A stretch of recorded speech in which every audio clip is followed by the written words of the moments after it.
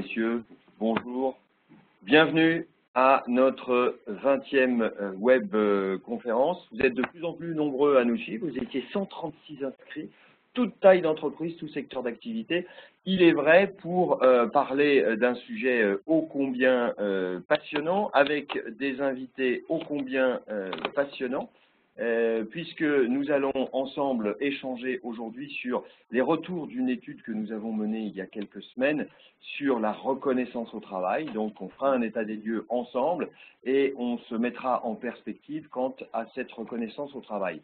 Deux experts aujourd'hui pour intervenir à mes côtés. Julien Pelletier, qui est responsable priorité qualité de vie au travail au sein de l'ANACT.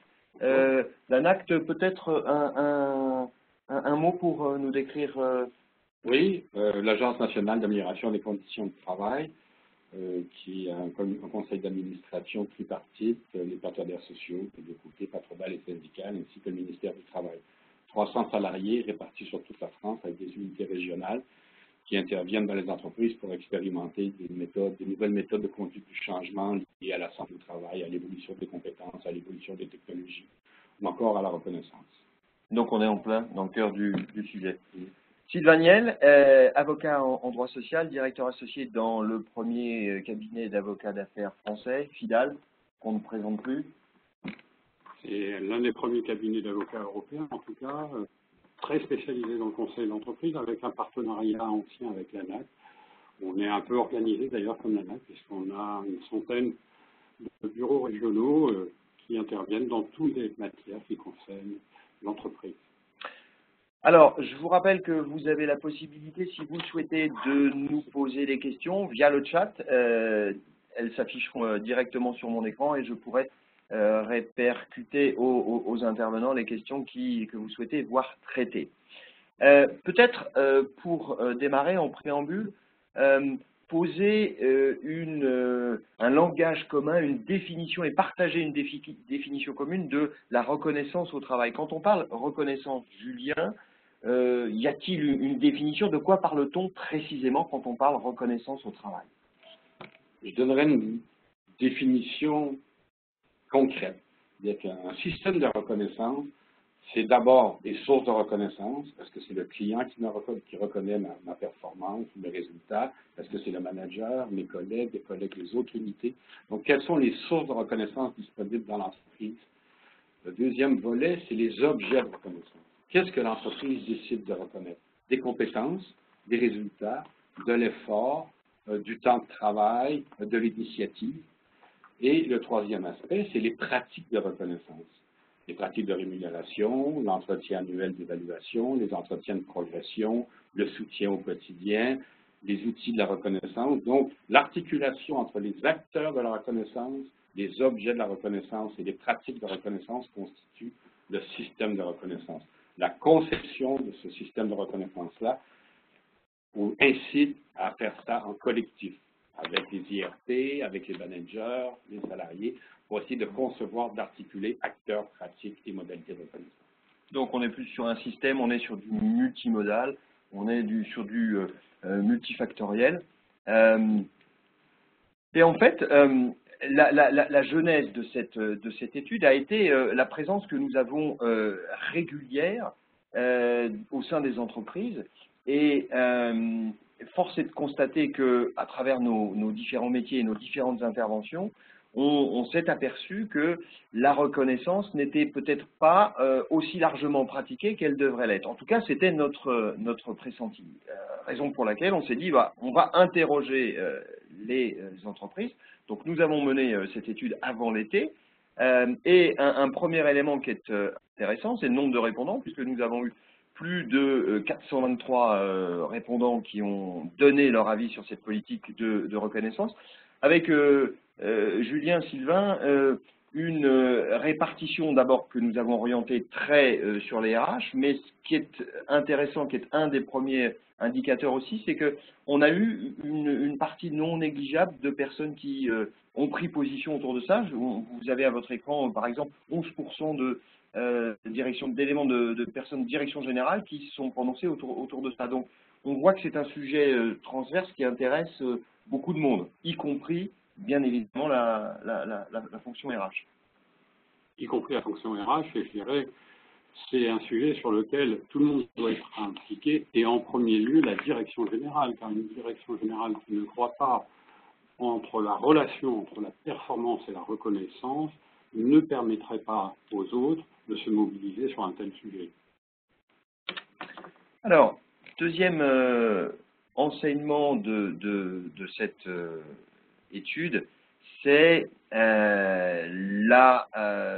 fait que bien, le pressenti que nous avions s'est révélé exact, puisqu'on a 54% des répondants qui estiment que la politique de reconnaissance de l'entreprise n'est pas satisfaisante. Et à l'opposé, nous n'avons seulement que 9% des répondants qui estiment que cette entreprise, leur entreprise, fait ce qu'il faut. Ça a été une confirmation pour nous, mais est-ce que les chiffres, leur ampleur vous ont particulièrement étonné? Personnellement, oui, je ne croyais pas que l'insatisfaction était aussi importante et voir que seulement 9% considèrent que leur politique de reconnaissance est efficace ou remplit ses objectifs. C'est quand même un chiffre très bas qui doit inciter les responsables à se poser des questions sérieuses sur la manière de concevoir ces politiques de reconnaissance. Alors, dans cette étude, il y avait aussi des éléments différenciants sur la taille des entreprises, et ce dont on s'est aperçu, c'est que ce chiffre était meilleur dans les petites entreprises que dans les grandes entreprises. On le verra plus loin, c'est peut-être aussi lié à la notion de proximité avec le management, avec la direction, qui a donné ces éléments. Alors, autre élément d'information et d'enseignement, on parlait tout à l'heure de multifactoriel, c'est les différentes sources de reconnaissance qui sont développées au sein des entreprises. Et donc là, on voit qu'il y a 5 grandes familles qui sont toutes importantes de par leur réponse, et la première, la plus importante, étant les collègues du service, et tout de suite derrière, le manager et les clients. Là aussi, pour vous, c'est un étonnement, c'est une confirmation, cette notion de proximité, notamment avec les collègues du service, qui là sont particulièrement fortes. Oui, on voit très fortement la notion de proximité, collègues, managers et clients. Si on parle de prospective, le management à distance, le télétravail va probablement modifier cette hiérarchie, ces sources de reconnaissance. Et si aujourd'hui le manager, le client et les collègues sont les premières sources, est-ce que la digitalisation ne va pas éloigner le salarié de ces sources de reconnaissance-là, et avec quel impact? Donc, il serait intéressant peut-être ou utile pour les entreprises de questionner l'impact de la digitalisation sur la reconnaissance, le lien au quotidien. Et pour autant, dans les générations Y, Z qui arrivent sur le marché du travail, cette aspiration à développer le télétravail est particulièrement prégnante et forte. Et on a là peut-être, ce que tu évoquais, la possibilité d'avoir effectivement un délitement du lien. Oui, un délitement du lien. Puis, est-ce que les clients utilisent de plus en plus les outils numériques pour établir des relations ou obtenir les prestations de l'entreprise, mais ils sont aussi souvent très frustrés de la réponse qu'ils ont des entreprises. Taper 1, taper 2, taper 3, c'est extrêmement frustrant pour les clients. Donc, je crois qu'il faut aussi lier la reconnaissance de l'entreprise par le client et la reconnaissance du salarié par l'entreprise et par le client lorsqu'on parle de numérisation. C'est un peu complexe, mais il faut essayer de voir le système de relations lorsqu'on traite des questions des sources de reconnaissance. Alors, des sources de reconnaissance qui sont multiples, variées, donc la proximité étant l'élément le plus notable. Il y a un autre élément que sur lequel nous avons interrogé les participants, c'est les critères de reconnaissance. Quels sont-ils? Et là, on voit, là non plus, ce n'est pas une surprise, que les résultats sont la principale source sur laquelle s'appuient les entreprises pour mettre en place leurs politiques de reconnaissance. Pour autant, on voit sur le tableau qui s'affiche, on voit qu'il y a des critères importants comme les compétences, comme les comportements, qui sont des critères appréciés et retenus pour pratiquer cette politique de reconnaissance. Le dernier étant l'ancienneté, l'expérience. Là aussi, étonnement, surprise par rapport à ces éléments? Pas vraiment d'étonnement. Aujourd'hui, dans la plupart des entreprises, on assiste ou on constate plus exactement une organisation assez traditionnelle, des modes de fonctionnement qui sont plus issus de l'organisation industrielle. Donc on voit bien que les entreprises françaises, par rapport aux entreprises étrangères, sont plus focalisées sur un mode de rémunération inspiré de la direction par objectif que sur un mode, aujourd'hui on qualifierait de collaboratif. Donc la reconnaissance a de la marge en France et on peut, je pense, avoir une marge de progression importante. Peut-être que cette marge de progression, elle est du côté des compétences. Si les entreprises s'inscrivent dans des stratégies d'innovation, de renouvellement des prestations clients, ils ont besoin de plus de compétences chez les salariés. Et les salariés, s'ils veulent se construire des parcours professionnels intéressants, qui sont propices à la mobilité, au maintien dans l'emploi, au développement de l'employabilité, l'axe reconnaissance m'apparaît l'axe à privilégier aujourd'hui, plutôt que celui des résultats ou de l'effort ou des questions de pénibilité, même si ce sont aussi des enjeux importants. Oui, il y a un autre élément que je constate beaucoup dans les entreprises, c'est de la part des directions des ressources humaines, la volonté que de travailler sur le renforcement du lien, de travailler sur l'acquisition d'une culture commune au sein des entreprises. Et là, on le retrouve au niveau des comportements, donc en complément des compétences.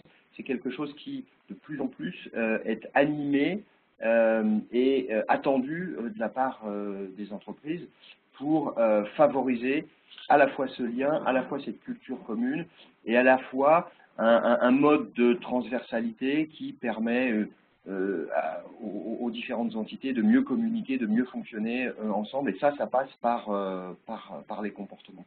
Donc, on voit bien que c'est des critères qui sont forts. Ancienneté, expérience, est-ce qu'il faut s'en réjouir? Est-ce que c'est quelque chose qui n'est pas sujet à commentaire selon vous? Si l'expérience traduit ou reflète une trajectoire où les salariés ont été mobiles, ont pu apprendre des nouvelles compétences durant leur parcours, l'expérience sera utile et riche. Si l'expérience d'une personne qui est restée 20 ans au même poste, avec la même activité, les mêmes tâches, il s'est enquisté là-dedans, c'est pas intéressant comme expérience. Donc, il faut lier l'expérience avec la professionnalisation et là encore avec la mobilité. Avec la mobilité, tout à fait. Sur la question des comportements, c'est intéressant, ton commentaire, Philippe. Tu parlais aussi de culture. Ce qui se passe dans les boîtes, c'est que on refond aujourd'hui les organisations. 50% des salariés ont connu durant les 12 derniers mois une réorganisation, un changement de poste, un changement de fonction. Les métiers sont transformés constamment, ainsi que les organisations, les process, les procédures, les technologies. Ça m'apparaît très difficile de construire une culture stable alors que ça change tout le temps. Si tu as des changements d'organisation qui affectent les identités métiers, les processus de travail, les modes de relation avec le client, bien, la culture, elle n'a pas le temps de s'installer. Et là, il y a des contradictions. Moi, j'interprète la faible satisfaction liée à la politique de reconnaissance qu'on a vue tout à l'heure, à la difficulté à gérer cette complexité-là, résultats, compétences, comportements. Ils ne maîtrisent pas tout ça. C'est pour ça qu'ils sont insatisfaits. La culture à rechercher, à installer, à développer dans ces environnements mouvants, c'est peut-être la culture de l'agilité, la culture de l'ouverture, la culture du mouvement. Mais c'est vrai que c'est plus facile à dire qu'à faire. Oui, si le mouvement, on ne sait pas ce qui va arriver demain, si tu vas garder ton boulot ou si on va pouvoir t'augmenter ou qui sera ton chef demain. C'est un peu anxiogène comme culture quand même. Hein. Je ne sais pas qui est mon chef, avec quelle équipe je vais travailler, ni dans quel horaire de travail. Comme culture, c'est déstabilisant. Pour le moins. Autre enseignement, et là, quelque chose d'extrêmement intéressant, pour revenir à la proximité qu'on évoquait, c'est-à-dire quelles sont les conséquences d'une plus grande implication des salariés? Si je m'implique plus, que va-t-il se passer? Eh bien, là, les répondants, à 70%, donc très largement devant, nous disent je vais provoquer la satisfaction de mon manager et je vais être reconnu par mon manager. Donc, on voit que cette notion de proximité est très forte. Et puis, est-ce que c'est la crise? Est-ce que c'est une certaine forme de lassitude, de cynisme, que sais-je? Sur l'augmentation des salaires, on voit qu'on est vraiment là en dernière position, quasiment avec 36% des répondants.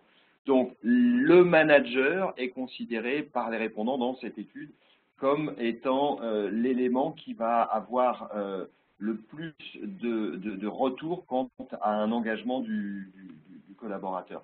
Là, étonnement pour vous, point de... C'est pas vraiment un étonnement, puisqu'on sait aujourd'hui que la question du management se pose dans les entreprises et est posée par un personnel qui exige aujourd'hui plus d'indépendance, plus de responsabilité, plus d'autonomie. Donc le management qui est issu du 19e siècle avec une organisation, encore une fois, industrielle, doit se remettre en cause pour introduire un mode plus collaboratif. Et on voit bien là que ce qu'on attend d'un manager, c'est pas qu'il soit un chef avec une autorité. On attend du manager que ce soit un coordinateur, un communicant qui donne du sens aux activités professionnelles de ses collaborateurs et qui sache les récompenser par rapport à l'effort que ces gens font. Oui, je suis totalement en phase avec ça. Tu parlais de responsabilisation, d'autonomie dans le travail. Je crois que le vecteur le plus puissant de reconnaissance, c'est encore un travail intéressant. Si le salarié peut user d'initiatives, a de l'autonomie, a les moyens d'atteindre les objectifs, il a une activité qui juge intéressante, il va s'engager dans le travail. La principale source de reconnaissance, c'est la qualité du travail, c'est le sens et l'intérêt du travail. Du coup, ce que montrent ces résultats, c'est que le caractère instrumental, c'est-à-dire je travaille pour de l'argent, a beaucoup moins d'importance ici que je travaille parce qu'on va me donner plus de responsabilités ou je travaille parce que le manager va me montrer sa satisfaction. Donc, l'aspect relationnel avec le manager et les collègues, l'aspect contenu du travail avec responsabilisation, autonomie, et l'aspect instrumental ici sont hiérarchisés. C'est très intéressant. Je trouve les résultats intéressants. Ce n'est pas des résultats de satisfaction, c'est qu'est-ce qui se passe aujourd'hui dans les boîtes. Mais je trouve intéressant que les boîtes mettent beaucoup d'accent sur le relationnel avec le manager et l'intérêt ou la responsabilisation ou le contenu du travail plutôt que la rémunération. Parce que de manière réaliste, moi je crois qu'ils sont très réalistes, tu ne peux pas augmenter le salaire des gens à chaque fois que tu modifies l'organisation ou le contenu du travail. Parce que ce contenu-là, il est modifié aujourd'hui de manière quasi permanente dans les boîtes. Si on met des augmentations à chaque fois, le système va exploser, quoi. C'est pas possible. Ça ne veut pas dire qu'il ne faut pas chercher à augmenter, mais ce n'est pas toujours possible. Et donc, il faut chercher dans le contenu du travail même les nouvelles sources de reconnaissance. Et c'est ce que les entreprises ont l'air de commencer à faire. Mais pour compléter ce que vous évoquez, il y a une étude qui sort tous les ans, une étude APEC, qui analyse les raisons pour lesquelles un collaborateur quitte une entreprise. Et les trois premières raisons sont, la première raison, c'est la qualité relationnelle avec son N+1. La deuxième raison, c'est l'absence de perspective. Et la troisième raison, c'est la raison financière. Donc on voit bien que l'argent n'est pas le moteur principal, mais le moteur principal, c'est la qualité relationnelle avec son management de proximité, son N+1 direct, et les possibilités d'évoluer au sein de l'entreprise. C'est ce que tu évoquais avec un travail intéressant, avec le sens, avec des possibilités de bouger. Donc, confirmation du fait que le management de proximité est vraiment un levier extrêmement important pour faire avancer l'engagement des salariés. Alors, autre élément intéressant, c'est en gros des répondants qui nous disent les débats tant au niveau du comité de direction qu'au niveau des IRP ne correspondent pas à nos attentes. Avec une défiance forte, et là aussi, même question, surprise, élément nouveau selon vous? Pas vraiment surprenant aujourd'hui, dans la mesure où les relations collectives deviennent de plus en plus compliquées. Premier point, les syndicats sont perçus par le personnel comme de moins en moins représentatifs de leur aspiration. Deuxième point, les instances élues ne communiquent pas vis-à-vis de la base, ne prennent pas forcément en compte leurs besoins. Donc aujourd'hui, le dialogue social en France est aphone. On ne s'entend pas, on ne s'écoute pas, on ne sait plus négocier. Le nombre d'accords, d'ailleurs, par rapport à l'an dernier, a baissé de 15% au niveau des entreprises. Donc il y a un véritable sujet. Alors aujourd'hui, on sait qu'on a une négociation obligatoire à lancer sur la qualité de vie au travail. Lancer cette négociation pour parler de reconnaissance au travail et des organisations syndicales qui ne savent même pas de quoi ils parlent, ça semble compliqué et peu d'entreprises vont s'y lancer. Deuxième point, est-ce qu'il ne faut pas changer le système relationnel et de représentativité des salariés? Et là, on pense bien entendu à la fusion des instances pour essayer de moderniser la représentation du personnel, la rendre plus attractive, y avoir de véritables projets où on puisse débattre, où les représentants du personnel rencontrent la direction et modifient le projet initial. Mais tout ça suppose qu'on passe par une formation des représentants du personnel et des organisations syndicales pour qu'elles apprennent de nouvelles techniques de négociation, de nouvelles techniques de communication, qu'elles sachent mieux appréhender les enjeux économiques et financiers de l'entreprise. Ça, c'est un vœu, mais est-ce qu'il y a appétence? Est-ce qu'il y a envie Il y a une envie du côté des dirigeants, des décideurs, des ressources humaines, de faire évoluer la représentation du personnel. Il y a un blocage évident du côté des organisations syndicales qui ne veulent pas perdre le monopole de la formation. Et il y a un blocage parce qu'ils sont dans un rapport de force avec l'employeur qui est d'un autre âge, il faut bien l'avouer. Est-ce que le sujet de la reconnaissance est un sujet prioritaire de la part des organisations syndicales aujourd'hui? C'est un sujet prioritaire de la part des organisations syndicales et c'est un sujet maltraité par les directions et les organisations syndicales. C'est un sujet maltraité parce que Sylvain faisait référence tout à l'heure au mode industriel et au siècle précédent.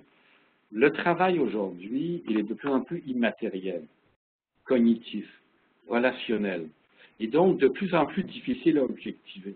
Donc, comment veux-tu reconnaître quelque chose que tu n'arrives pas à objectiver?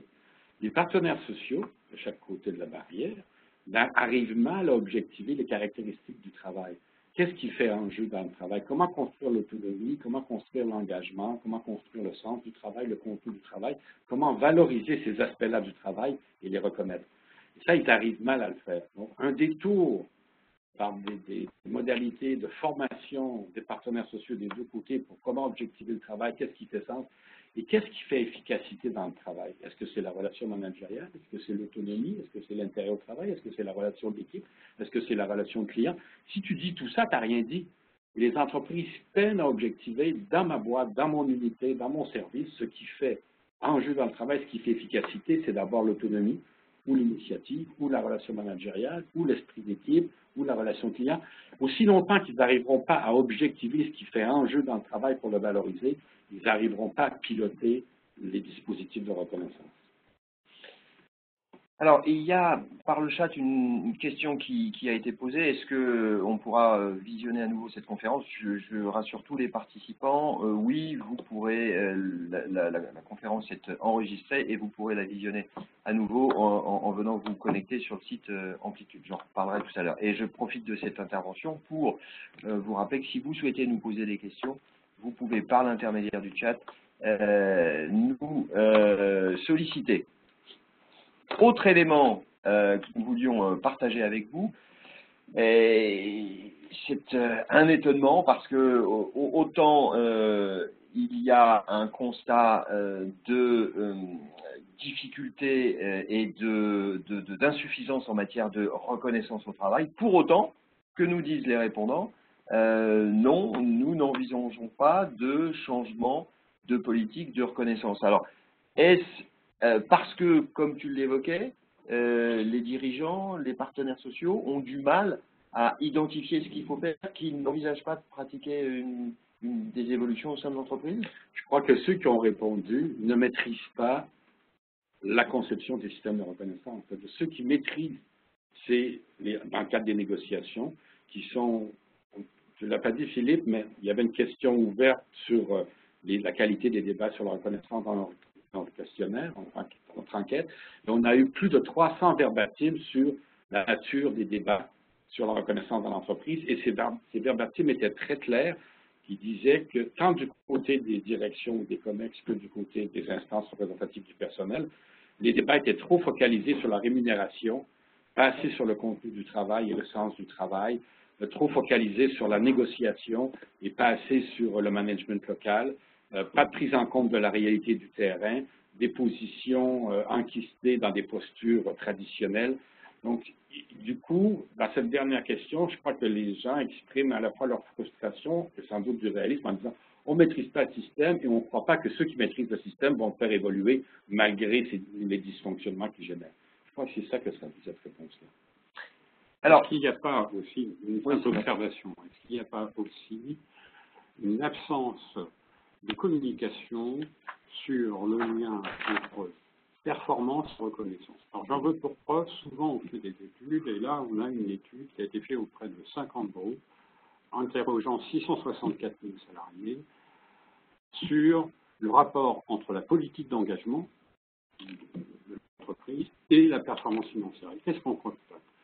Là où les entreprises ont un engagement très fort, le résultat d'exploitation a augmenté de 19,2%. Là où l'engagement est faible, le résultat d'exploitation baisse de 37,7%. Si on dit à un dirigeant, aujourd'hui, j'ai un outil qui va permettre à votre entreprise d'avoir un résultat d'exploitation qui va progresser d'au moins 15%, je ne parle pas des 19,2 qui ont été constatés, mais d'au moins 15%, je ne connais pas beaucoup de dirigeants qui ne vont pas mobiliser leurs troupes pour arriver à ce résultat. Et aujourd'hui, l'enjeu de la reconnaissance, c'est d'arriver à associer à chaque fois la performance financière à la qualité de la reconnaissance, du dialogue dans l'entreprise. Ainsi, pourquoi pas, lorsqu'on négocie un accord collectif, de commencer par dire quels sont les avantages financiers que l'entreprise va pouvoir obtenir grâce à la négociation d'un accord. Il faut changer le dialogue social, il faut relier performance financière et politique de ressources humaines dans l'entreprise. Donc ça passe, et ça part de la direction générale, forcément, qui met en place cette vision et déploie ensuite un certain nombre de travaux. D'accord avec cette approche, Julien? Qu'est-ce qu'on peut donner comme conseil, comme orientation, comme élément de réflexion à nos participants sur les premiers pas d'une refonte d'une politique de reconnaissance dans l'entreprise? Il faut distinguer les trois étapes que sont l'objectivation de ce qui fait intérêt au travail, de ce qui fait performance au travail, des aspects évaluation, des aspects récompense. Et dans les systèmes de reconnaissance aujourd'hui, on mêle tout ça sans bien maîtriser. Donc, est-ce qu'on est capable d'objectiver, par exemple, tous les salariés, en grande majorité en Europe et en France, depuis 30 ans, il y a une intensification du travail. Les salariés mettent plus d'efforts dans le travail. Et en parallèle, les salariés sont de plus en plus qualifiés. Mais on sait bien qu'en parallèle, les rémunérations n'ont pas augmenté au même rythme que l'intensification du travail, qui est parfois source de troubles musculo-squelettiques, de stress et de désengagement. Il n'a pas augmenté au même rythme que la croissance des qualifications. Donc, il faut arriver à objectiver ce que met le salarié dans le travail et après l'évaluer, le manager dit ce que tu as mis dans le travail, c'est bien, c'est pas bien. Et ça, rien que le fait de l'objectiver, c'est déjà une source de reconnaissance. Le patron, il sait que j'ai eu 15 coups de téléphone dans la dernière demi-heure. Ou mon chef, il sait que j'ai rempli 3 dossiers aujourd'hui. Donc, rien qu'objectiver la réalité, c'est déjà une source de reconnaissance. Ensuite, l'évaluer. Tu as fait 10 coups de téléphone, c'est très bien ou c'est pas bien. Ça aussi, c'est une source de reconnaissance. Et enfin, récompenser. Tu as fait 10 coups de téléphone, tu as le droit à une prime. Je simplifie. Mais objectiver, évaluer et récompenser, ce sont ces trois étapes-là qu'il faut chercher à maîtriser. Ce n'est pas si compliqué que ça, si on est capable d'identifier les enjeux dans le travail. La notion d'engagement, c'est très intéressant ce que soulève. Elle est au cœur du Spielblick, que je peux m'exprimer comme ça. Il y a une enquête aussi de Malakoff Médéric qui reproduit depuis une dizaine d'années, qui est très intéressante, qui montre, par exemple, lorsqu'on demande aux salariés, est-ce que vous cherchez à vous améliorer systématiquement? Aujourd'hui, il y a 25% des salariés qui ne cherchent plus à s'améliorer dans leur travail. C'était 12% il y a 5 ans. Tu demandes aux salariés, est-ce que vous avez envie de prendre un arrêt maladie, même si vous n'êtes pas malade? On est passé de 10% à 30% en 5 ou 6 ans. Donc, il y a un désengagement très net des salariés dans les entreprises. Et lorsqu'on leur pose une autre question, avez-vous connu des changements importants dans votre organisation? Ceux qui ont connu un seul changement répondent « oui, je vais m'absenter même si je suis pas malade à 10%. Ceux qui ont connu 2 changements, c'est 20% qui sont prêts à s'absenter. Et ceux qui ont connu 3 changements, c'est 30% qui sont prêts à s'absenter. C'est-à-dire que le changement est source de désengagement des salariés. Donc, les entreprises aujourd'hui doivent maîtriser le rythme de changement et la nature des changements s'ils veulent que les salariés s'engagent dans le travail. Oui, c'est plus la conduite du changement qui est remise en question que le changement lui-même. Voilà, effectivement. C'est donc Parce que les salariés contestent très peu les changements, c'est la manière de les mener. C'est la manière de les mener, parce que les changements sont inéluctables. Les marchés, les mutations technologiques font que... Ce dont sont conscients les salariés. Les salariés sont très lucides là-dessus. C'est aux entreprises de les accompagner. C'est au management de proximité, j'y reviens, que de veiller si je résumais ce qu'on vient d'évoquer, il y a 3 grands chantiers à mener en matière de management de proximité. Le premier, c'est veiller à ce que les équipes puissent s'exprimer. Le second, veiller à ce que les équipes comprennent. Et le troisième, veiller à ce que les équipes soient reconnues. S'exprimer, comprendre, être compris.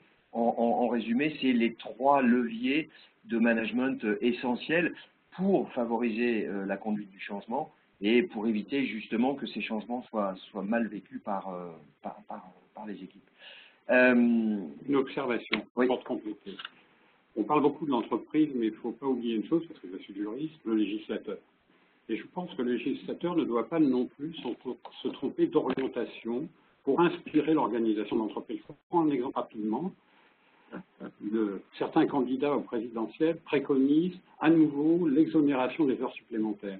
Est-ce qu'il ne vaudrait pas mieux, plutôt que l'exonération des heures supplémentaires qui récompense la présence au travail, de prévoir un système d'exonération des primes à l'innovation? Des primes à l'innovation qu'on donnerait aux salariés qui créent de la valeur, qui créent des idées innovantes, qui apportent une organisation nouvelle en entreprise, et là, donner des exonérations de charges. Je pense que ça donnerait un signe plus fort que simplement exonérer les heures supplémentaires. Intéressant.